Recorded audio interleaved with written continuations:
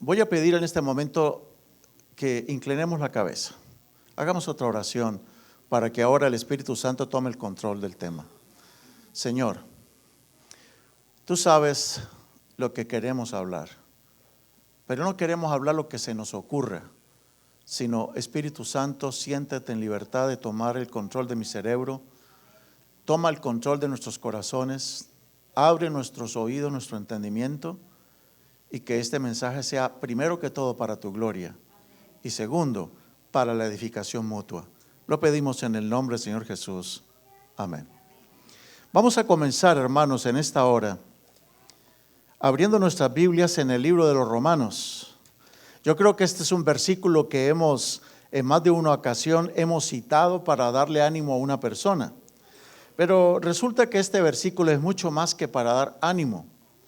Pero tal vez algunos lo hemos usado para animar a alguna persona. Pero esto es mucho más que dar ánimo. Es Romanos el capítulo 8, el versículo 28. ¿Qué dice Romanos 8, 28?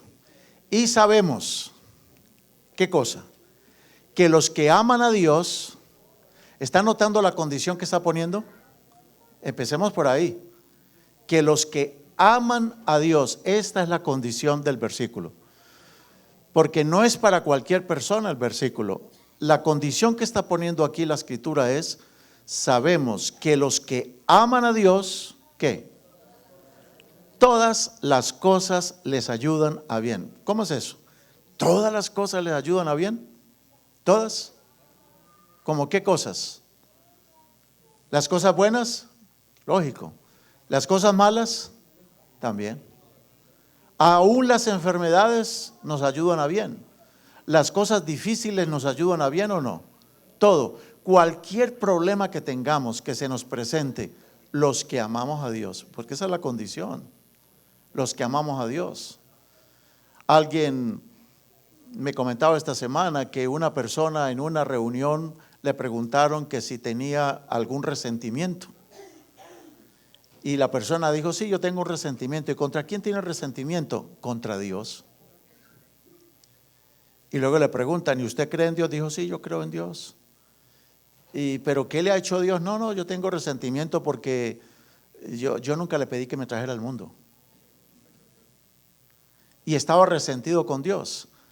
Una persona que no ama a Dios no puede reclamar las promesas de este versículo. Pero cuando una persona ama a Dios, sí puede reclamar este versículo. ¿Qué dice el versículo en la promesa? Que todas las cosas les ayudan a bien. Todas, todas. Incluso el accidente de tránsito, incluso hasta la pérdida de un ser querido. Dios nos ayuda y nos libra, hermanos. Pero todo nos ayuda a bien, todo, todo, todo. Y luego agrega algo que es muy puntual, muy clave. Y esa parte hay que subrayarla muy bien. Primero que todo dice, los que aman a Dios, todas las cosas les ayudan a bien. Y luego dice, a los que conforme a su propósito son llamados. Entonces aquí hay dos condiciones ya. Primero que todo es que Dios tiene que habernos llamado o no. Pero acuérdense que muchos son los llamados, pero pocos los escogidos. Entonces, la primera condición, la más importante, es que uno haya sido llamado con un propósito divino. Segundo, que uno ame a Dios. Entonces, cuando uno ama a Dios, cuando uno está con un propósito, cuando uno está seguro de que Dios lo llamó, entonces ahora sí, todas las cosas les ayudan a bien. Todas las cosas les ayudan a bien. Y cuando dice todas las cosas, es el 100% de todas las cosas. Todo. Aún lo que nos sale mal, todo nos ayuda al final a bien. A los que amamos a Dios y a los que hemos sido llamados conforme a un propósito. Ahora, yo quiero subrayar esa expresión, los que son llamados conforme a un propósito. Te quiero hacer una pregunta. Y creo que lo he hecho yo no sé cuántas veces en esta iglesia. La pregunta que te quiero hacer en esta hora es esta. ¿Estás seguro de que Dios te llamó? Yo quiero que cada quien se lo pregunte a sí mismo. ¿Estás seguro de que Dios te llamó?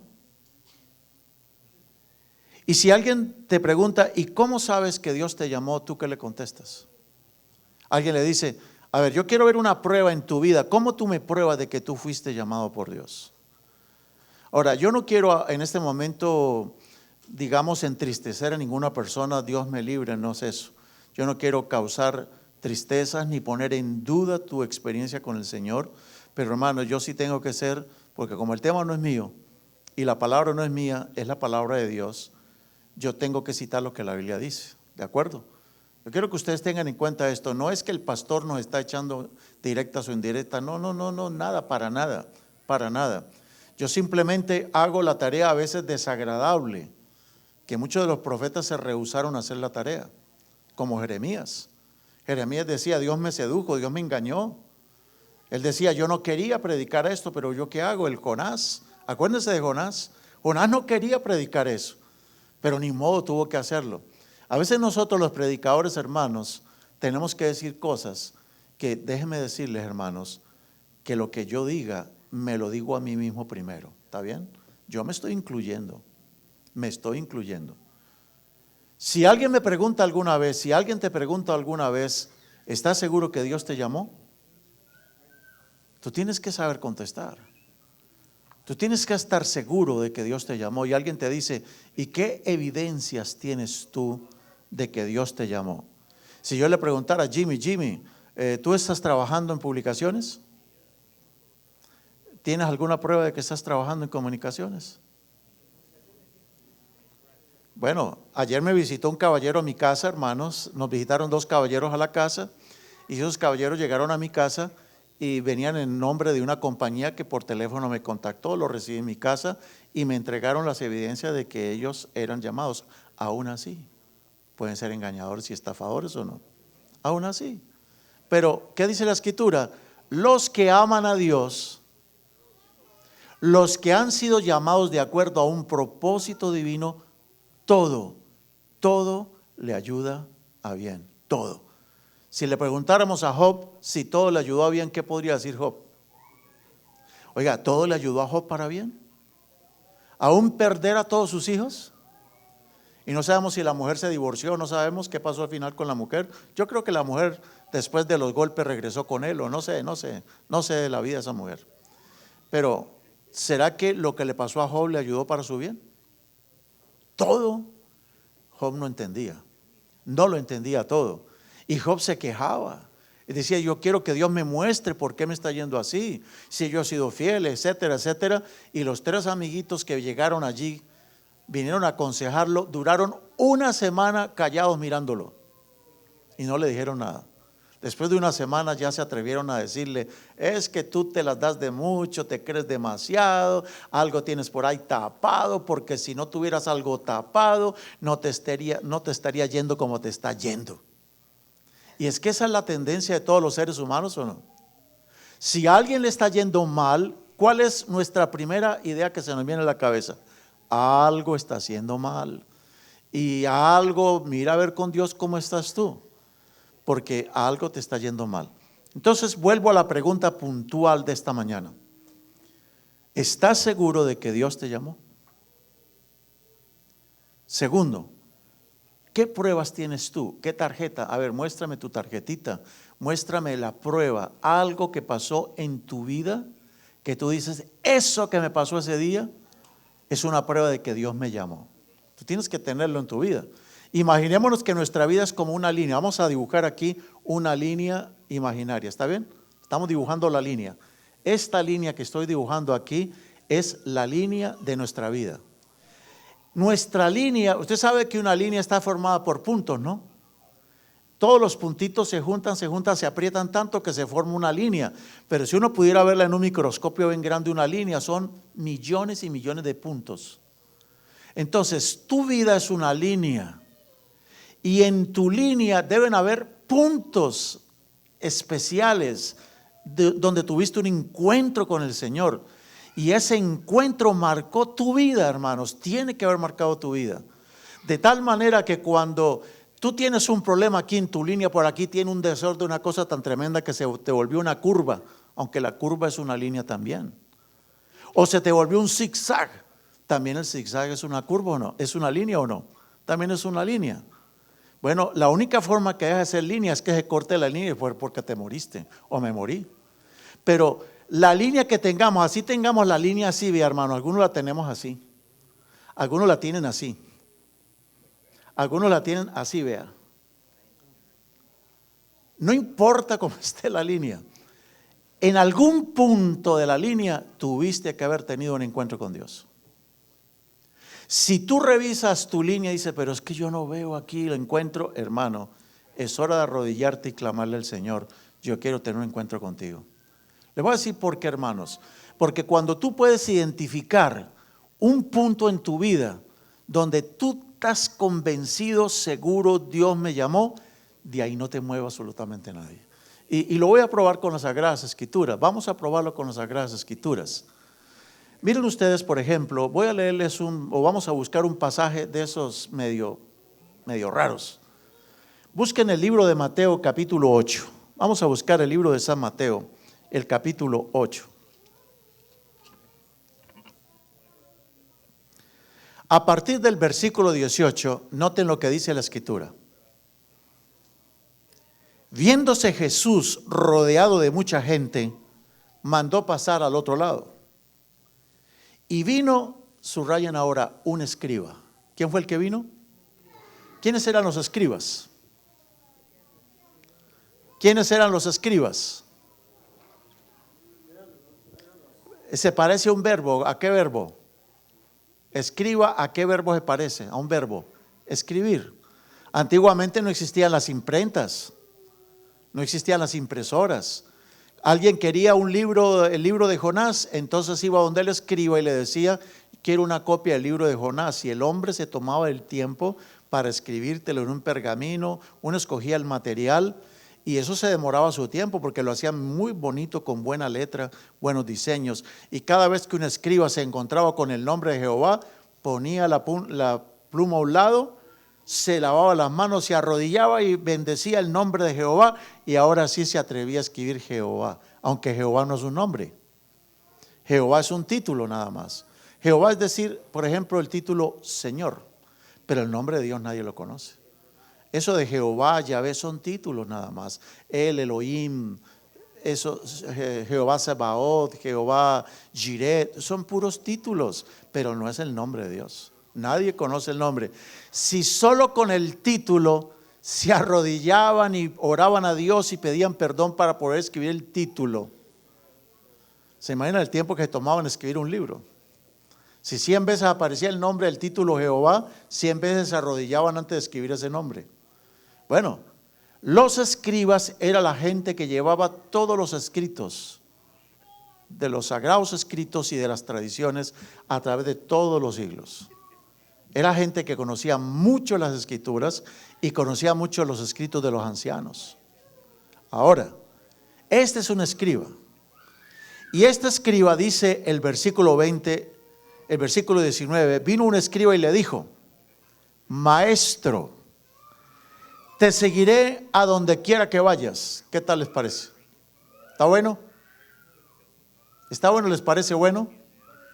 Maestro, te seguiré a donde quiera que vayas. ¿No les parece buena lo que está diciendo el hombre o no? Sí, se ve bueno. Seguir al maestro, pues ¿quién no? Seguir al maestro. Oiga, hermanos, y lo que me parece un poco descortés fue la respuesta del Señor. ¿Por qué le contestó así? Jesús le dice en el versículo 20, las zorras tienen guaridas. Las zorras tienen guaridas. Y las aves del cielo también tienen nidos. Mas el Hijo del Hombre no tiene donde recostar su cabeza. ¿Por qué le contestó así al escriba? ¿Por qué? Y ahora, para sorpresa nuestra, lean el versículo 21. Otro de los, subrayen, ¿otro de los qué? Discípulos. Oh, discípulos, estamos hablando de un discípulo ahora. Otro de los discípulos, ¿qué quiere decir discípulo? Un seguidor, un alumno, un seguidor. Ok, otro de los discípulos le dijo, qué raro, Señor, permíteme que vaya primero, tiene que ser que el Señor tuvo que haberlo invitado a algo, ¿no? Dice, pero Señor, permíteme que vaya primero a enterrar a mi padre.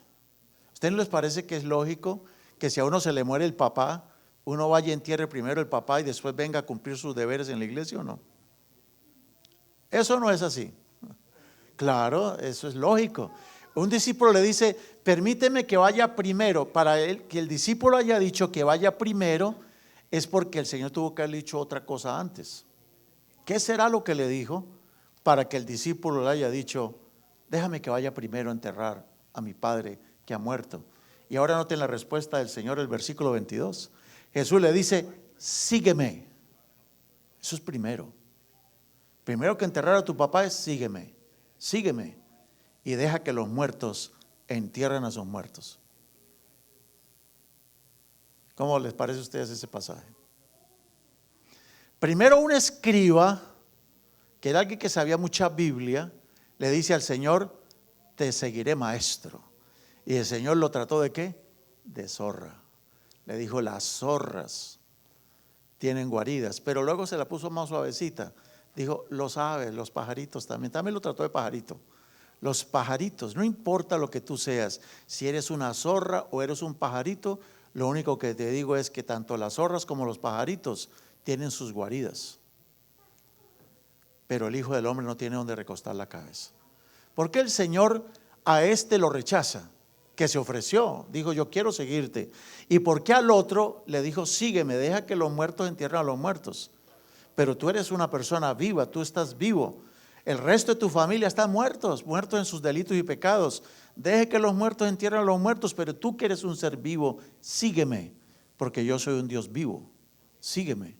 A ver, hermano, está pesado el asunto, ¿no? ¿Por qué al uno lo rechazó y por qué al otro le dijo, sígueme? Ustedes saben que los discípulos siempre seguían ¿a quién? Pero no casi siempre. Yo no sé quién quiere buscarme rapidito Juan 666. Juan 666.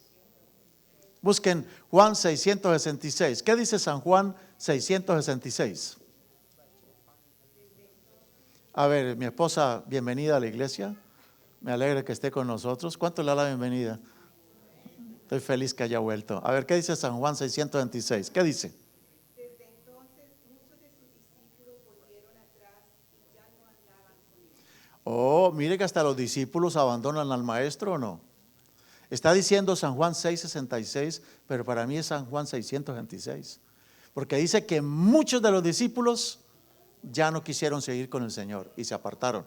Y si usted lee en el versículo que sigue, el Señor le dijo a los demás discípulos que quedaban, ¿ustedes también se quieren ir? A ver, ¿se quieren ir? Váyanse. Y es cuando Pedro dice, no, Señor, ¿cómo te vamos a abandonar? Tú tienes palabra de vida eterna. Pues bien, hermanos, los discípulos era gente que seguía al maestro. Tomaban nota de sus mensajes para vivirlo, para enseñarlo, para practicarlo. Pero los escribas, ¿qué hacían los escribas cuando Jesús estaba predicando? ¿Tomaban nota? Sí. ¿Y sabe para qué tomaban nota? Para acusarlo. Los escribas se caracterizaron por eso. Ellos andaban siempre detrás del maestro donde él predicaba, ellos eran los que tomaban nota.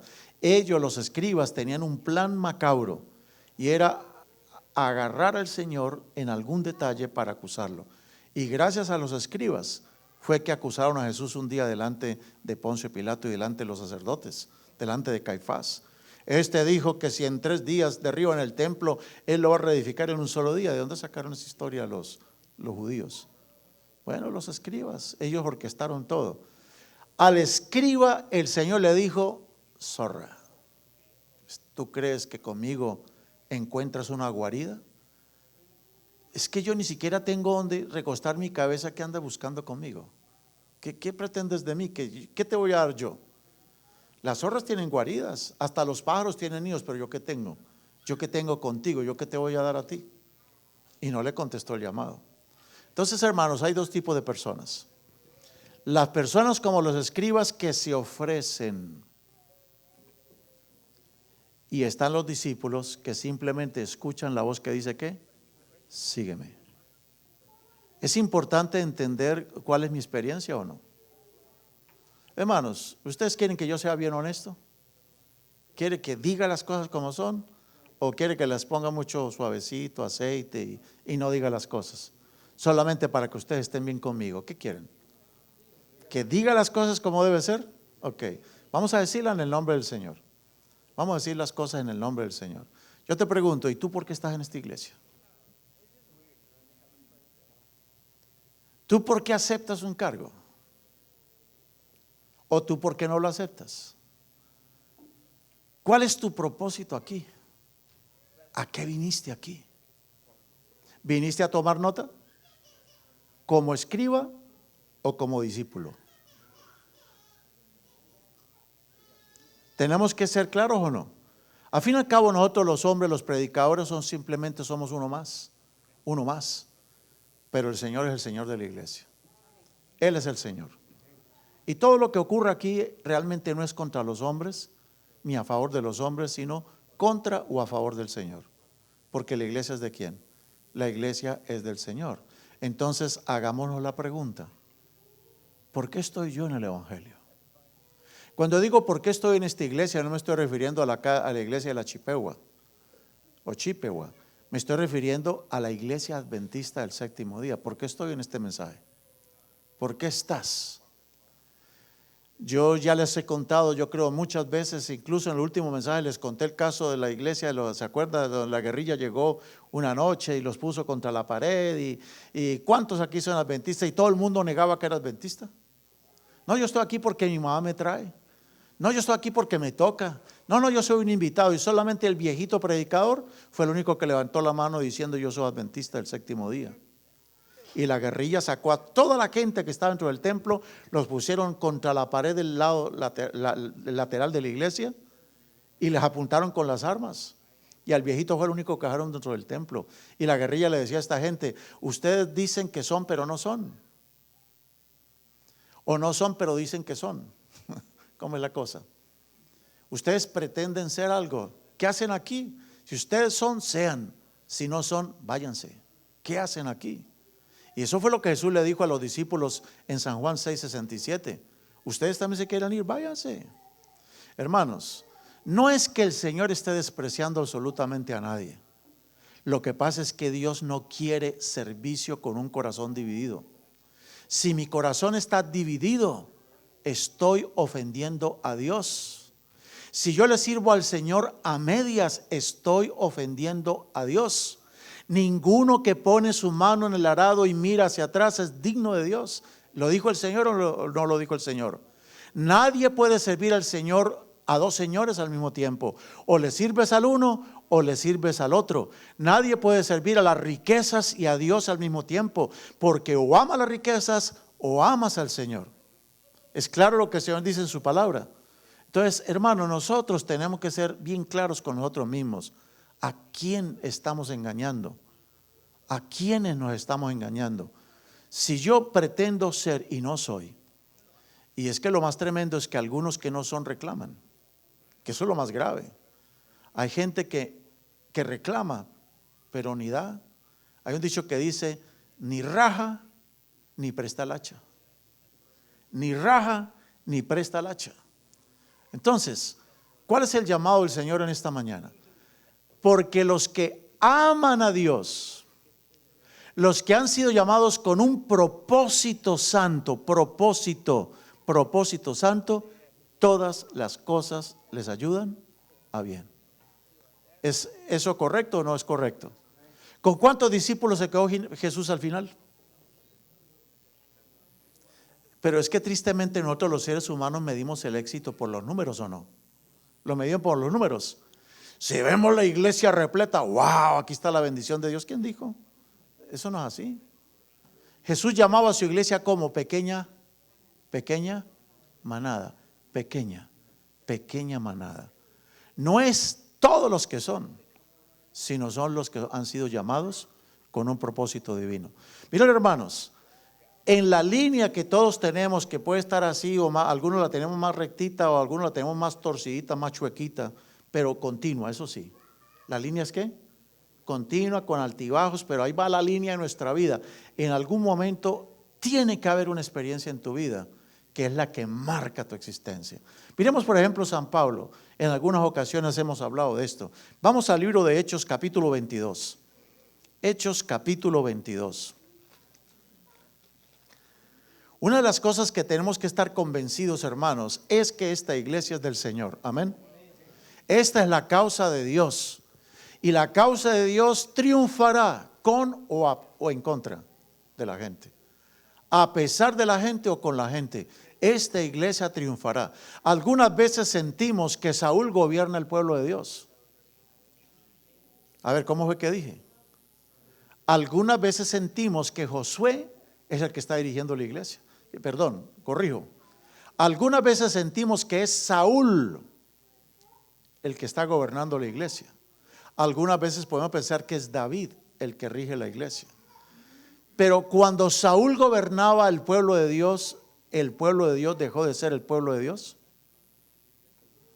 A ver. Cuando Saúl era rey de Israel, ¿Israel seguía siendo el pueblo de Dios a pesar de Saúl o no? ¿Y Dios sabía de Saúl o no? ¿Y por qué Dios permitió que Saúl estuviera mucho tiempo dirigiendo? ¿Por qué?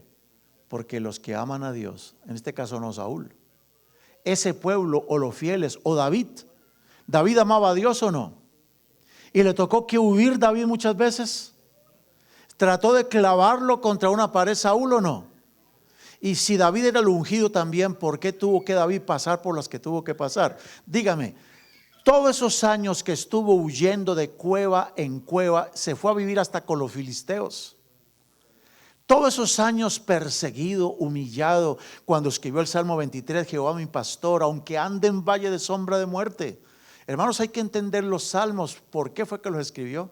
Los salmos tienen un contexto histórico. David escribió, aunque ande en valle de sombra de muerte, no temeré mal alguno, porque tú estarás conmigo. Tu vara y tu callado me infundirá aliento, aunque ande en valle de sombra de muerte. ¿Estuvo David muchas veces en peligro de muerte o no? Estuvo en peligro de muerte. ¿Y Dios es que no escuchaba sus clamores? ¿Dios no lo escuchaba? Él dijo, como la sierva brama por las corrientes de las aguas, así clama por ti, oh Dios mío. Mi alma tiene sed del Dios vivo. Eso lo dijo cuando andaba en los desiertos. No había ni agua para tomar. Terrible la situación, ¿o no? Pero amaba a Dios. ¿Fue escogido con un propósito o no? ¿Quién fue el que escogió a David? ¿Quién fue el que escogió a Samuel? ¿Dios? ¿O fue el pueblo? ¿Quién escogió a Saúl? ¿Se acuerda que el pueblo comenzó a hacer política y comenzaron ahí? ¿Por qué no somos como las otras naciones? Nómbranos Samuel un rey. El elegido era Samuel. Samuel era el juez de Israel o no. Él era el líder espiritual y político, cívico y militar y de todo Israel. Era el líder, Samuel. Pero Samuel representaba a Dios. Pero el pueblo dijo un día, no, tenemos que estar más a la moda. Estamos chapados a la antigua. ¿Qué es eso todavía? Es que con jueces, cuando el mundo moderno tiene son reyes. Nómbranos un rey, le dijeron a Samuel. Y Samuel se enojó. El viejo se enojó. Ya estaba viejito. Se enojó y Dios le dijo, tranquilo Samuel, take it easy. Don't worry about it. No te preocupes. Que no se te caliente la cabeza, como dicen los brasileros. Los brasileros dicen, no esquente moringa, rapaz. No deje que la cabeza se le caliente, tranquilo. No te están rechazando a ti. Me están rechazando es a mí, dijo Dios. Samuel se lo quería tomar personal. Pero Dios le dice, tranquilo, tranquilo mijo, no es contigo. Es conmigo el problema. Nómbreles un rey entonces. Si eso es lo que quiere el pueblo, nómbreles un rey. Entonces, ¿quién eligió a Saúl realmente? El pueblo. ¿Quién escogió a David? ¿Se acuerda que el viejito Samuel se fue a buscar el sucesor de Saúl y empezó a buscar entre los muchachos más galanes, los más altitos, y el pobre chaparrito lo dejaron por allá de último, hasta por allá andaba escondido? Lo tenían haciendo el oficio por ahí. Y Dios le dice a Samuel, no mires conforme como la gente mira, Porque la gente mira ¿qué? La apariencia externa. Pero ¿qué es lo que Dios mira? El corazón. Y David fue ungido como rey de Israel. Entonces, ¿qué pasó? ¿Cuál era el propósito de Dios con David? ¿Cuál era el propósito de Dios con David? Oiga, ¿por qué no se esperó a que se muriera Saúl? ¿No les parece más lógico? Se muere Saúl y ahora sí ponemos al muchachito este como rey de Israel a David. ¿Por qué Dios no esperó que muriera Saúl? Porque David, el que había sido llamado con un propósito, tenía que pasar durante muchos años por un horno de pruebas, por las pruebas. Y qué terrible es cuando los mismos del pueblo de Dios lo atacan y lo persiguen a uno, ¿o no? ¿No lo hizo Saúl? Gracias a Dios que en Jonatán encontró un amigo. Encontró a alguien en quien poder tener confianza. Pero David no le tenía confianza a nadie realmente. Pero por eso David fue a luchar contra el pueblo de Israel. ¿El pueblo de Israel quería a Saúl o no? Lo querían porque era el más alto. Era el Shaquille O'Neal de aquel entonces, era un gigantón. Si dice la Biblia que Saúl, reuniendo a todo el pueblo de Israel, el más alto le daba por el hombro a Saúl. Era el más alto de todos. Y el pueblo, ese era su héroe. Y mis hermanos, durante todos los años de la vida de Saúl, la vida de David fue una amargura o no. No, él no fue amargo, pero la vida se la amargaron, sí. La pregunta es, los que aman a Dios, David, los que han sido llamados con un propósito, David, ¿todas las cosas les ayudan a bien? ¿Todas? A ver, dígame, ¿qué ganó David? Con los años de persecución, años de infamia, años en donde lo acusaron falsamente, ¿o no? Por causa de David mataron incluso a los sacerdotes de Israel. Imagínense qué terrible. Mataron a un grupo de profetas, los mataron por culpa de David, entre comillas, por culpa de David. ¿De qué no atacaron? ¿De qué no acusaron a David? Dígame, ¿en qué se benefició David? Porque la Biblia dice, los que aman a Dios, es que eso hay que subrayarlo, hermano, los que ¿qué? Aman a Dios. ¿Qué significa amar a Dios? ¿Qué es amar a Dios? Obediencia, ¿qué más? Caminar con Dios, ¿qué más es amar a Dios? Sí, caminar con Dios, muy bien. ¿Qué más es amar a Dios? Dependencia, ¿qué más es amar a Dios? Resistir, ¿qué más es amar a Dios? Comunicarse con Él, ¿qué más es amar a Dios? Todo con Dios. Es poner a Dios en primero, segundo, tercero y último lugar, en todos los lugares, a Dios. Eso es amar a Dios. ¿Será que yo sirvo al Señor dependiendo si la gente me colabora, si me tratan bien y si me apoyan o no? ¿Qué dicen? Una persona que tiene esa filosofía, ¿qué? ¿Está amando realmente al Señor? Puede ser que sí lo ama, pero está un poco confundido. ¿Qué es lo que tiene que hacer? Como que reorganizar su mente y decir, ok, ¿dónde está? Yo amo a mi Dios. Ok, pues vívelo. Vive lo que hizo David durante todos los años de infamia, porque hermano, fue una infamia. Y a David lo buscaron para matarlo, ¿no? ¿Lo buscaron para matarlo? Sí. ¿Quién de nosotros ha sufrido lo que David sufrió? Siendo el ungido de Dios, imagínense el ungido de Dios, escogido por Dios, y Dios no movió ni un dedito, no movió ni un dedo para quitarle las pruebas que él tenía. Dijo, yo quiero a David, tú no lo sabes, pero yo necesito, David, que tú pases por mucha persecución.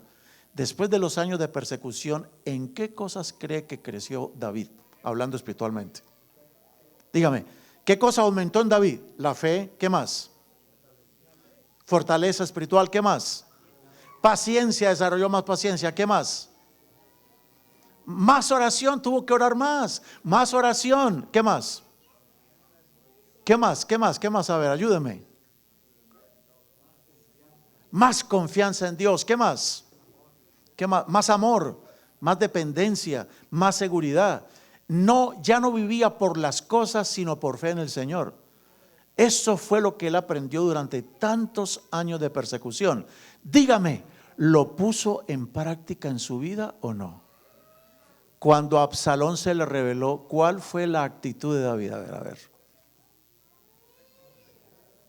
¿Por qué la respuesta de David con Absalón? ¿Por qué la respuesta? ¿Qué hizo David con Absalón? Cuando su propio hijo se le revela, ¿qué hizo David?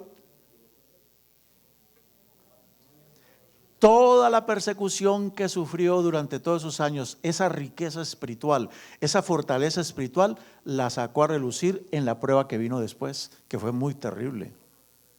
Porque Joab, su primo, dijo, ya mismo voy y mato a ese muchacho. Dijo, no, cálmate, le dijo, cálmate, ¿acaso tú no crees, no sabes que esto es de Dios? Si esto es de Dios, ¿yo qué voy a hacer?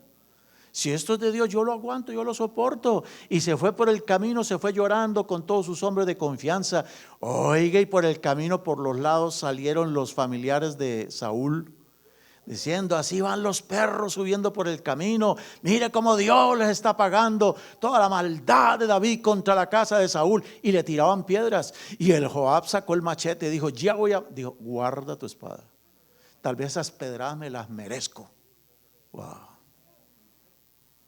Porque los que aman a Dios, los que han sido llamados con un propósito santo, todas las cosas les ayudan a bien. No quiere decir eso que todo le sale bien. Que hizo una aplicación y se la respondieron. Que aplicó por un trabajo y se lo dieron. No, de eso no está hablando el Señor.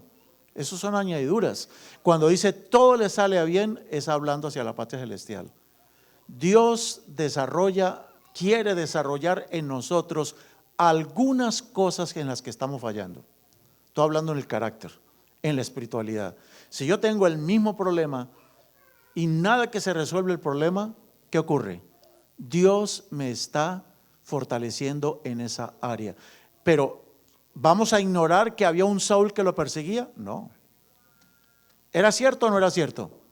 Sí lo sabía. Sí sabemos, Saúl vivía, Saúl lo perseguía, David era inocente. Pero hermanos, todas esas pruebas Él las fue durante los años en el desierto. Cuando vivió en el valle de la sombra de muerte, todas las pruebas que tuvo, Dios se las permitió para que pudiera su hijo desarrollar ciertos atributos, ciertas partes espirituales que de otra manera no las hubiera desarrollado. ¿Es claro el concepto o no? ¿Es claro el concepto o no? Pero hermanos, dígame, ¿qué fue lo que mantuvo a David firme con su llamado? Tuvo David, ahora dibujemos aquí la línea de David. Yo no creo que la línea de David fue muy recta, porque acuérdense que en algún momento por aquí en la línea, mire, ¿se acuerdan cuándo fue que se le bajó la línea así?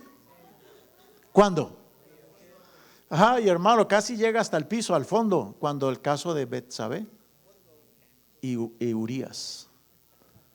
¿Cómo quedó la línea del pobre David? ¿Cayó mucho o no? A ver, aquí llegó la pregunta de los 10 millones. ¿Cómo? Lo que sufrió él durante los años de persecución de Saúl, porque David supo lo que significó que le quitaran la mujer, ¿o no? ¿Le quitaron la mujer a David? ¿Cuál? ¿Cuál mujer le quitaron? ¿Qué pasó? Aquella mujer por la que tuvo que traerle 100 prepucios al suegro para que se la diera de mujer. ¿Se acuerda que David tuvo que cortar 100 prepucios? Matar a 100 filisteos. Pero es que Saúl dijo, yo quiero mandarlo a él solito a que mate a los filisteos para que lo maten también. Y el David se fue y mató a 100 filisteos y le trajo los 100 prepucios a Saúl. ¿Sabían ustedes esa historia? Oh, ¿por qué consiguió los 100 prepucios? Es medio, como diríamos nosotros los gringos, nasty, ¿no? ¿Cómo diríamos nosotros los salvadoreños? ¿Ah? ¿Cochino? Bueno. ¿Por qué los 100 prepucios? Para poderse casar con la hija del rey, Mical. ¿Se acuerda de Mical? Ah, sí, Mical, ¿se acuerdan? Mical. Y cuando Saúl quiso matar a David, Mical, ¿qué hizo? ¿Lo ayudó o no lo ayudó? Que ya era su marido. Lo ayudó. Y de castigo su papá, el rey Saúl, se la entregó a otro. O sea que David aprendió lo que significaba que le quitaran la mujer. Él le quitaron la mujer. ¿Y qué cosas terribles no pasó durante todos sus años? Dígame, Cuando él cometió el pecado contra Urías Eteo, contra Betsabé, ¿de qué le sirvió los años en el desierto y toda la experiencia en esta experiencia tan terrible? ¿Le sirvió o no le sirvió? Dígame, ¿David amaba a Dios y había sido llamado con un propósito a pesar de haber mandado matar a Urías o no? A ver, ¿David amaba a Dios a pesar de haber mandado matar a Urías? ¿Sí lo amaba a Dios o no? Sí. Porque, hermanos, a una persona no puede ser juzgada por un acto aislado. Una persona no puede ser juzgada por una caída. Pero si la persona se la pasa todo el tiempo quitándole la mujer al vecino, pues hermanos, ya eso ya no es un acto aislado. ¿Eso se llama qué? Una actitud. La persona es quitamaridos o quitamujeres. ¿Hay gente que se especializa en eso o no? Ahí está en la historia el famoso Juan Tenorio, famoso en la historia, el Juan Tenorio. ¿Por qué se andaba conquistando todas las mujeres? Juan Charrasqueado. Juan Charrasqueado. O el famoso sacerdote ruso Rasputín. Esos eran gente que andaban abusando de las mujeres y las mujeres caían en las trampas de ellos. Hermanos, David no era eso. David no era un violador, David no era un asesino, pero él tuvo su falla. Pero a pesar del horror que cometió, era un hombre que en el fondo amaba a Dios. Y por eso cuando el niño nació y estaba grave, el niño de su unión ilícita con Betsabé, ¿qué hizo David? Se puso a ayunar, se rasgó las ropas, se tiró arena y ceniza en la cabeza, se rehusó a comer mientras el niño estaba vivo, no comió. Se tiró contra el piso, nadie lo levantó del piso, con el rostro en el piso, se inspiró para escribir el Salmo 51. Señor, es contra ti, Señor, contra ti que he pecado. He aquí que en pecado me concibió mi madre. ¿Lo escribió David o no lo escribió? Decía, Señor, lávame con hisopo y seré limpio. Dame un corazón nuevo, crea un espíritu nuevo dentro de mí, renueva un espíritu recto dentro de mí. ¿Lo decía o no lo decía? O sea, hermanos, esas pruebas que tuvo David en sus días difíciles, ¿le sirvieron en este momento cuando cometió su pecado o no? Sí, le sirvieron.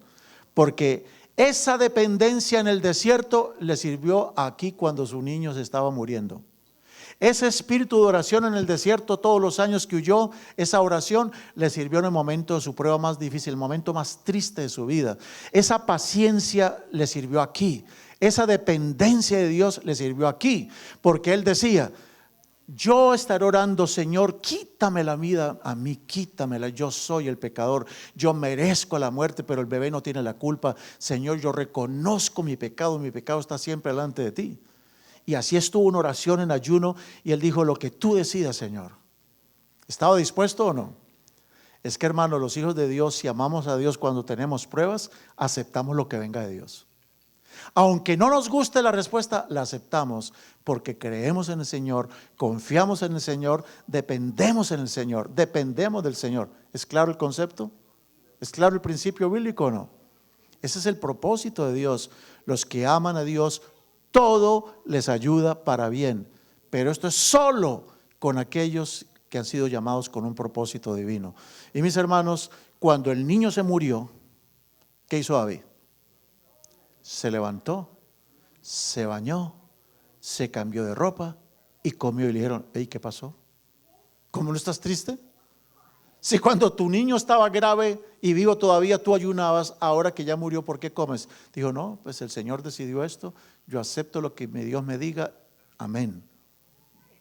Los hijos de Dios, hermanos, aceptamos todas las pruebas. Y mira cómo Dios lo bendijo. Porque con esa misma mujer tuvo a Salomón. Y Salomón es el tatarabuelo de Jesús, ¿o no? Jesús viene de la línea de Betsabé. Aún los errores que uno comete en la vida, hermanos, los errores que cometemos, porque a veces cometemos horrores en la vida como cristianos, ¿o no? Aún nosotros, los que amamos a Dios, no estamos exentos de cometer horrores en nuestra vida. Pero la gran diferencia entre el que comete un horror siendo cristiano y el que comete un horror siendo un medio cristiano, la diferencia es muy grande. El que es medio cristiano comete el horror y se va definitivamente.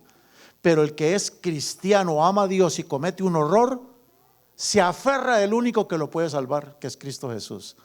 Porque los que aman a Dios, todas las cosas le ayudan a bien. Esto es, los que conforme a su propósito son llamados. Yo quiero ir concluyendo, hermanos, con esto. Volvemos a la línea. ¿Dónde, en qué parte de la línea David encontró el punto donde se encontró con Dios y supo que Dios lo había llamado para un ministerio especial? A ver, ¿podrían ustedes ayudarme a identificar aquel punto, aquella experiencia bien puntual, ese momento en la vida? Nosotros tenemos momentos en la vida muy especiales. Dígame, ustedes podrían decirme por lo menos uno, él tuvo por lo menos 2 o 3, donde Dios le confirmó, le reconfirmó y le confirmó que lo había llamado con un propósito. Dígame algunos puntos, a ver, puntos en la experiencia de este muchacho, de este hombre. Bueno, después de la caída reconoció, está bien, pero antes de ahí no hubo un momento que eso lo marcó para siempre. Cuando lo ungieron, eso, pero de pronto el muchacho ese día estaba asustado. Antes de la unción, ¿se acuerdan el argumento que le sacó a Saúl para ir a pelear contra el gigante, contra Goliat? Dice, tu siervo es pastor de ovejas. Y el Señor que me libró de la boca de los leones, porque un león vino y me atacó las ovejas, y yo fui y le saqué la oveja de la boca del león y ¡cuac!, le desgarré la boca. El Dios que me libró del león o de los osos. Oiga, ¿ese muchacho había tenido encuentros con Dios o no? Sí. Él podía decir perfectamente, claro que sí. Él podía haber dicho, claro que sí. Mira, ¿quiere que le demuestre que Dios me llamó? Mira, un día estaba cuidando las ovejas y pasó esto. Clame al Señor, Señor, si tú me has escogido, a ver, ayúdame. Y Dios me ayudó. La experiencia con Goliat, ¿no fue una experiencia culminante o no? Esa experiencia yo creo que David nunca lo olvidó. La experiencia con Goliat, cuando fue ungido, eso fue importante en la vida de David cuando Samuel lo ungió. Muy bien, Pedro, el apóstol Pablo, más bien Pablo. ¿Será que Pablo en su línea de la vida, que estuvo así también, tuvo algún momento donde Pablo tuvo un encuentro con el Señor y eso lo marcó para siempre? ¿Cuándo? ¿Cuándo? En el camino a Damasco y cuando estuvo en la cárcel también, claro. Cuando iba en su caballo rumbo a Damasco, ¿se acuerdan que el Señor lo tumbó del caballo? Y no lo voy a leer todo, pero le voy a dar las citas. Cuando ya lo pusieron preso, lo pusieron en cadenas y que te vas para Roma a responder por tu rebeldía. Encadenado, lo llevan delante del rey Agripa. ¿Cómo comenzó Pablo a justificar su ministerio? Porque todos lo acusaban que era un engañador, que andaba embaucando a la gente.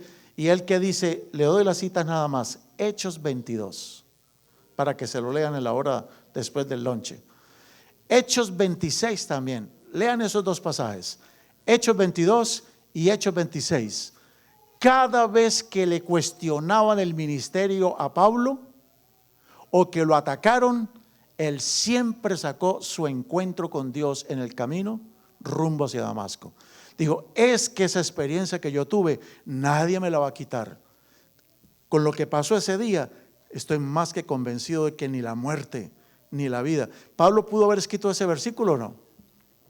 Pablo decía, por lo cual estoy seguro de que ni la muerte ni la vida, ni lo alto ni lo bajo, ni lo presente ni lo porvenir, ni principados, ni potestados, ni ángeles, nada ni nadie, ni lo creado ni lo no creado, nada nos podrá separar del amor de Dios que es en Cristo Jesús.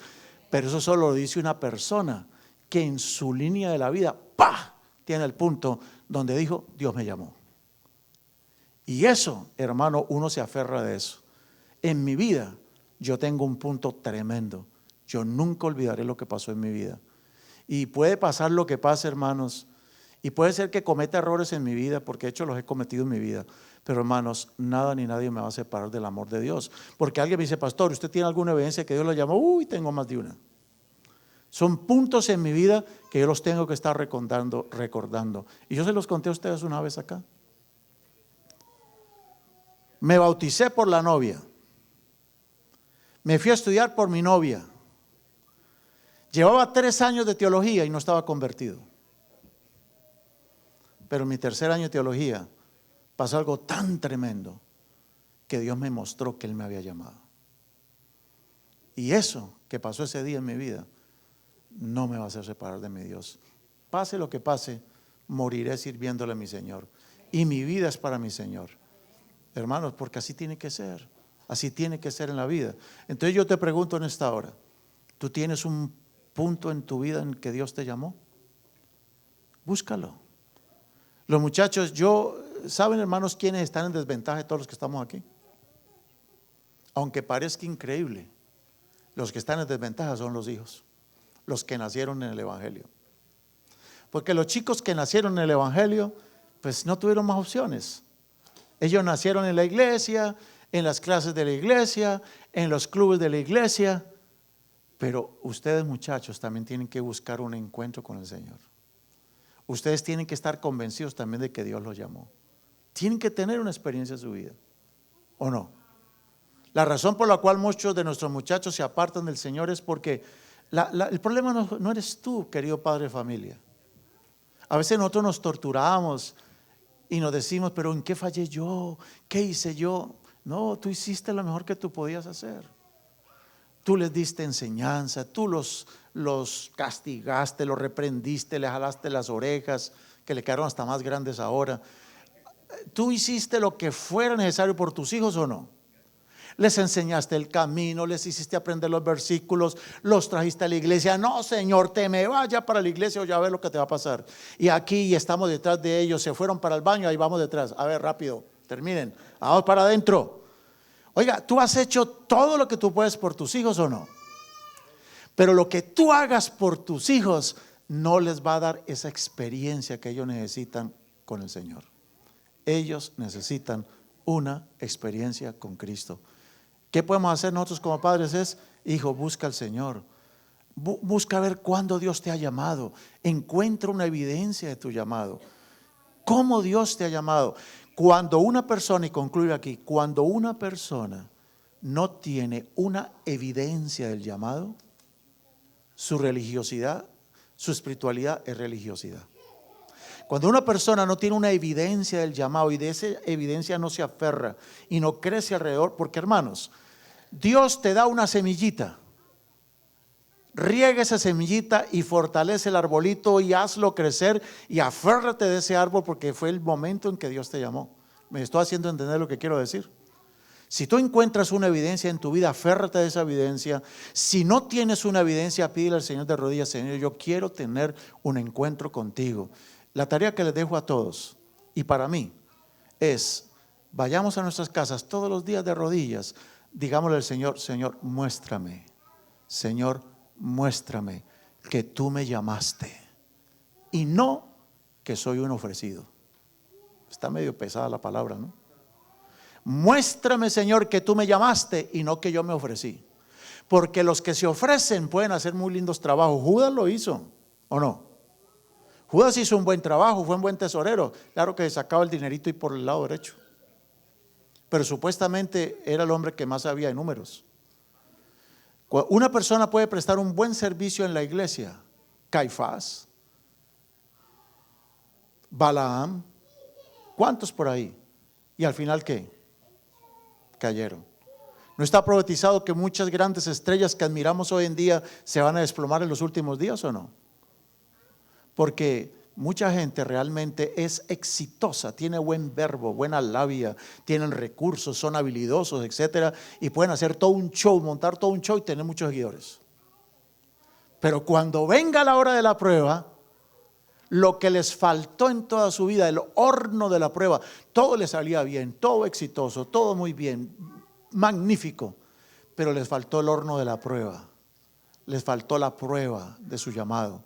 Cuando llegue la prueba, caen. Por eso muchos van a caer. Entonces la tarea ¿cuál es? Señor, muéstrame por Dios, por favor, muéstrame que tú me llamaste. Y si ya sabemos que Dios nos llamó porque tenemos una prueba, entonces digámosle al Señor, gracias porque tú me llamaste. Señor, quiero gastarme en tu servicio, quiero morir sirviéndote, Señor. Quiero dedicar mi vida a ti. Reanímese otra vez, hermano, reanímese. David tuvo momentos de tristeza en su vida y que se le fue el ánimo casi a los pies, pero él siempre se acordaba del llamado de Dios y siempre se levantó. En los momentos más difíciles, tremenda la experiencia. Los momentos más difíciles de la vida de uno van a ser los mejores momentos de la vida espiritual. Porque cuando pases tu problema, wow, ¿creciste en qué? Eso tú no lo andas allí dándotelas de mucha cosa, no. Es más humilde uno, más sencillo, menos criticón, menos juzgamos a la gente, trabajamos más y aprendemos a guardar silencio, ser humildes, y trabajamos porque sabemos para quién trabajamos, sabemos a quién servimos. Servimos al Señor de los ejércitos, al Señor de reyes, al Rey de reyes y Señor de señores. Y si me toca ahorita andarme arrastrando, me arrastro, pero sirviendo al Señor. Y si me toca estar arriba en la cabeza dirigiendo, dirijo para el Señor. Y si me toca bajarme del puesto y estar en otro lugar, me bajo del puesto porque sirvo al Señor. Servimos al Señor. Yo quiero preguntar en esta hora, ¿cuántos aquí quisiéramos decirle al Señor, Señor, Señor, me siento gozoso de que tú me has llamado? Ayúdame también a entender el llamamiento que tú me has hecho. Ayúdame a vivir de acuerdo a tu propósito. ¿Hay alguien que poniéndose en pie quisiera decirle eso al Señor? ¿Alguien más que quisiera decirle al Señor, Señor, reconozco que tú me has llamado? No te pares por compromiso. Párate porque tú reconoces que Dios te llamó. Dios te llamó. Dios tiene un plan en tu vida. Y por ese plan que tú tienes en tu vida, tú estás seguro. Si allí a la salida de la puerta yo te paro y te digo, hermana Irma, ¿usted tiene alguna prueba de que Dios la llamó? Usted me tiene que decir. Pero claro que eso no lo voy a hacer. Pero que cualquiera de nosotros esté dispuesto a decir. Porque gente afuera te va a preguntar. ¿Sabes por qué te lo digo? Porque un día los hijos de Seba, viendo cuando los discípulos expulsaban los demonios, los hijos de Seba dijeron, ay, qué fácil decir en el nombre de Jesús. Y vieron a un endemoniado los hijos de Seba. Y los hijos de Seba le dicen al endemoniado, en el nombre de Jesús, demonio, sal. Y el demonio, hablando a través del endemoniado, se queda mirando a los 7 hijos de Seba. Les dijo, oiga, yo conozco a Jesús, yo sé quién es Pablo, pero ¿usted quiénes son? Y el endemoniado saltó sobre los 7 hijos de Seba, les dio una mano pero terrible, los golpeó, los aruñó, les quitó la ropa y los hizo correr por toda una calle desnudos 7 hombres. Porque no es que porque yo voy a una iglesia, es porque el Señor me llamó. Y en el nombre del Señor, esto y aquello. Oremos. Señor, te damos gracias porque nos llamaste. Te damos gracias por esas experiencias claves en nuestra vida. Oh Señor, hemos tenido que pasar por pruebas, sí. Ha habido momentos en nuestra vida en que nos sentimos morir, en que sentimos que hemos fracasado en todo. Pero tú has estado allí, Señor. No nos dejaste caer en la prueba, porque las pruebas que nos diste en el pasado nos dieron la dependencia, la fuerza, la oración, la confianza, el amor, la credibilidad para seguir contigo, Señor. Gracias porque nos llamaste. Permítenos que sigamos firmes en el llamamiento, que te sirvamos a ti por encima de los intereses de los hombres, por encima de los intereses personales. Ayúdanos a gastar y ser gastados en tu causa. En tus manos encomendamos nuestros hijos, encomendamos nuestra iglesia. Es tu iglesia, Señor. Son tus hijos. Somos tuyos, Señor. Ten piedad de nosotros y úsanos como tú quieras. Bienvenida a las pruebas, Señor. Danos la fuerza para resistirlas. Porque si somos probados es porque somos oro que necesita ser afinado. Gracias por las pruebas, por las dificultades. Gracias por el gran amor que nos tienes. Señor, ayúdanos a reafirmar ese punto en nuestra vida donde tú nos llamaste, donde tú nos probaste que nos llamaste. Tal vez hay alguna persona en esta hora, Padre, que por más de que busca no encuentra. Y tal vez esa puede ser la respuesta de por qué su vida espiritual deficiente, débil, o por qué vive desanimado, por qué no ha vuelto a la iglesia. Pero si está esta mañana aquí, esta tarde ya, es porque tú permitiste que viniera para escuchar esto, Señor. Si hay alguna persona que no sabe por qué está aquí o cuándo tú lo llamaste, por favor dale esa experiencia. Muéstrale que tú lo amas, que tú lo llamaste, que tú lo escogiste. Y cuando ya se acabe esto, Señor, ven por nosotros y llévanos al cielo. Que Jehová te bendiga y te guarde. Que Jehová haga resplandecer su rostro sobre ti y tenga de ti misericordia. Que Jehová alce a ti su rostro y ponga en ti paz. Amén.